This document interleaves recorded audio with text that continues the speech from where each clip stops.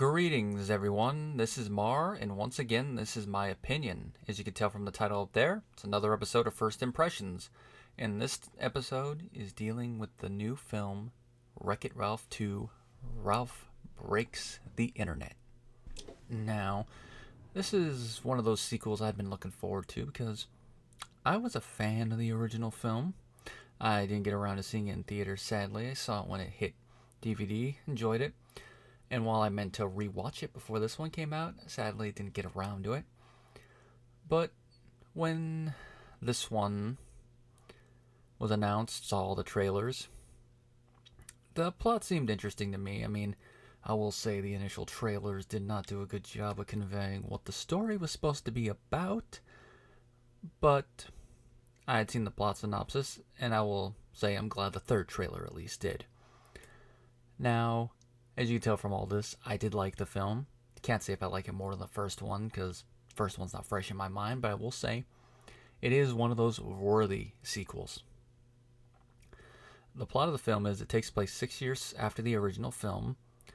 Ralph and Vanellope going through their usual routine, hang out all night, do random stuff in the different video games and inside their plug-in. Well, one morning, a new device is plugged into the plug-in, the Wi-Fi. So, seems that the owner of the arcade has finally decided to get the internet. Taking him a while, but he decided to do it. This is coming at the same time where Vanellope is starting to get a little stir-crazy. Now, she doesn't like everything. It's the same thing day after day. She's starting to feel the same call that Ralph did in the original one. She's not going turbo. It's just she doesn't like the same routine. She feels she's enslaved to form. And Ralph is like, hey, this is the life, Vanellope. We're doing great. Well, he hears her and decides to help. He does something that inadvertently leads to her game getting broken. And the owner of the arcade does not want to pay the money to replace it because it costs just about the same amount that the game brings in a year, so he doesn't think it's cost effective. So Ralph and Vanellope go into the internet to find the part to fix the game, and that's what leads through all the shenanigans. They find the part on eBay, but they don't have the money, so first part of their adventures is them trying to find the money, which leads to them going into different games online, which of course leads to that scene we see in the trailer where they're racing against this one dark and dirty game, which Vanellope loves. And this also is why Vanellope ends up on the Disney site, as we see in the other trailers, which leads to her meeting the Disney princesses and their cameo.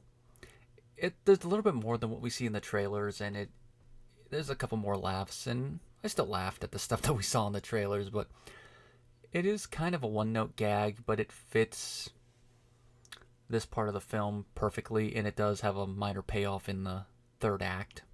There is a story reason for why it is called Ralph Breaks the Internet. I don't want to spoil it, but it's one that when I saw it, I'm like, okay, that explains that. And it also ties into how they plan on actually getting the money to pay for the part. So it's a twofer. The only part of it I will spoil is that unlike the first film where we had our villain, this one doesn't really have a traditional villain, which I'd say is a good thing because a lot of the Disney films lately have been doing the secret villain, which I applaud them for trying something different, but you can only do the same thing so many times before it starts to lose some of its luster. So not going for a traditional villain, I think, is a nice way to change things up. In this case, it's more, they're not technically human, but I'm going to use this term to describe it. The closest thing we have to an antagonist is the human heart. It's the relationship between Vanellope and Ralph. That little difference of opinion I mentioned at the beginning, that ties into the major conflict of it. Vanellope wanting to try stuff different, and Ralph wanting to keep things the same. And their friendship, that is essentially what sparks the major conflict that comes to a head in the third act. I don't want to give any major spoilers, but there's a lot of drama involved, and the little conflict in the end is the personification of all that.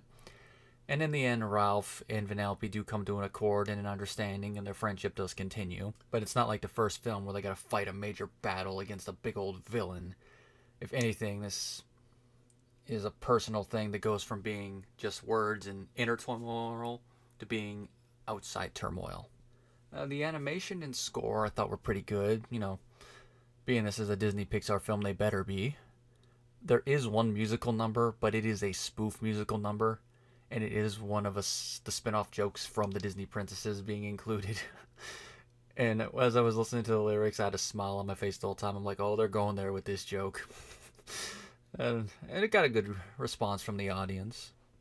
I mean, there was a lot of families in the audience with me, but I will say, unlike when I saw Incredibles 2, the kids, especially the ones around where I was sitting, did not annoy me because unlike Incredibles 2, I didn't have a little kid hitting the back of my seat for the first 30 minutes of the movie. For those of you who are listening who have kids, if you ever take your kids to see movies like this, say there's a packed house, make sure they don't hit the back of other chairs. Voice acting wise, all the voice actors did a good job. John C. Reilly and Sarah Silverman are still great as Ralph and Vanellope. They still have a pretty good chemistry. Jack McBrayer and Jane Lynch return as Fix-It Felix Jr. and Sergeant Calhoun. They're only in a couple scenes, so they're more side characters here than they were in the first one. There is a pretty funny gag involving them adopting most of the racers from Vanellope's game when it gets unplugged. At first it seems like it's going to just be a small gag, and it might not have a big payoff other than it kind of initiating Ralph deciding to go into the internet. But at the end there is a bigger payoff gag that is there for the parents. It is one of the jokes included for the parents. I'm not a parent, but I still found it pretty funny. Gal Gadot voices Shank, who is the main female racer from the game that Ralph and Vanellope enter. And her voice work is pretty good. I will say that if you're going to judge overall performances, including vocal delivery, this is probably her best one. But, I like to judge vocal performances and normal in front of the camera acting performances differently. So it's not really fair to compare this against her Wonder Woman ones. But I will say those who don't like her as Wonder Woman or any of her other performances will probably prefer her here. And you actually get to hear her sing during the musical number, so that's an added bonus. Alfred Molina has a small role as Double Dan. I'm not going to spoil much about what he does in the plot other than he's in the dark web segment, which they very keep it on the down low, what you'll find on the dark web. Those of you who know about the dark web will probably guess about the stuff that they could have there. Probably going to butcher the first name. Taraji Henson as Yes, the algorithm. She does a pretty good job, very enthusiastic. And I noticed that there were some subtle jabs about how the algorithm for sites like YouTube at times makes no sense about what's trending. It always seems to be the ones that copy what was trending always seem to succeed, and sometimes it's just weird ones that blow up for no reason. But that's algorithms for you, the program weird. Alan Tudyk does Knowsmore, the search engine. He did King Candy in the previous film here. He does a good job as Knowsmore. Ed O'Neill, still great as the arcade owner, Mr. Litwick, even though he has a very, very minor role. And that's all the ones I'm going to go into. It is nice that most of the Disney princess actresses reprise their role.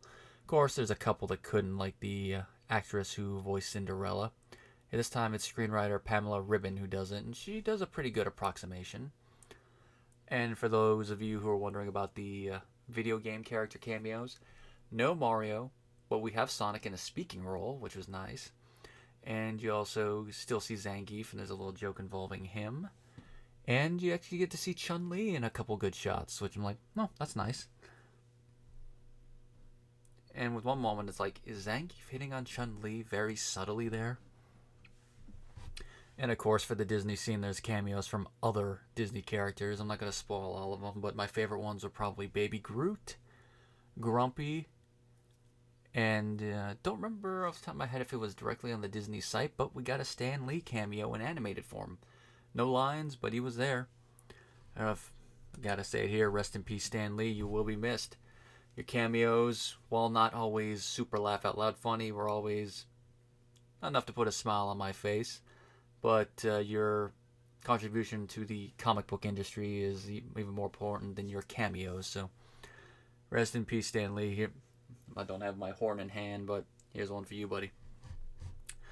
On a whole, like I said, this is one of those very worthy sequels. Continues the story in an interesting manner. While its title seems gimmicky, the characters are put in this situation for a reason that makes sense. There is a pretty good conflict between them, which I said I'm not going to spoil.